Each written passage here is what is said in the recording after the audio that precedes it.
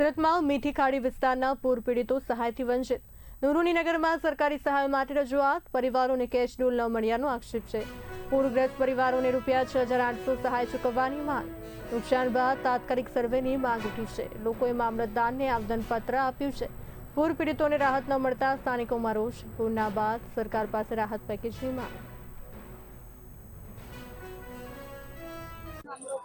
पहला जो सरकार तरफ थी 6,800 ની સહાય આપવા માટે કીધું હતું, એના લીધે અમે લોકો અહીંયા આવેલા હતા ને ઘણા લોકોને નથી મળ્યું છે। એના લીધે અમે લોકો પહોંચીને અહીંયા રજૂઆત કરી છે મામલતદાર શ્રીથી ને નૂરે ઇલાહી નગર મસ્જિદ છે ને એના અગલ બગલના જેટલા પણ વિસ્તાર છે દરેક વિસ્તારના અહીંયા લોકો આવ્યા છે, કેમ કે સરકારી સહાય મળી નથી છે 6,800 રૂપિયા ને એના પહેલા અમે લોકો આવ્યા તો રતનજી નગર માટે, મીઠી ખાડીના સ્લમ બોર્ડ બેઠી કોલોની માટે, પછી ભાટેના માટે, પછી તમને કહું પેલા ક્રાંતિનગર માટે બધી જગ્યાની રજૂઆતો થઈ ગઈ ને એ લોકો પણ મળી ગયા છે ને આજે અમે લોકો મીઠી ખાડીમાં નુરાની મસ્જિદની પાસે જેટલા પણ આજુબાજુના વિસ્તારો છે એના માટે રજૂઆત કરી છે ને ખાતરી આપી છે કે 100% એ લોકો કાલે પહોંચશે અધિકારીઓ ને એ લોકોને જો લાયક છે કે ભાઈ આ લોકોને આપવા જેવું છે તો એ લોકોને ઘરે ઘરે આપશે એ લોકો।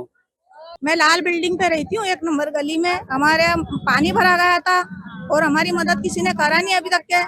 बाकी हम लोग बहुत परेशानी में थे, 2 दिन लाइट भी करके, खाने भी करके। ये नूरू भाई चाइनीज वाले से बात हुई तो ये नूरू भाई चाइनीज वालों ने हमारे को कलेक्टर साहब की ऑफिस पे लाए और ये हमारी मदद की मांग मांगे। तो अब यहाँ से हमारी मांग कल के दिन पूरी होने वाली है।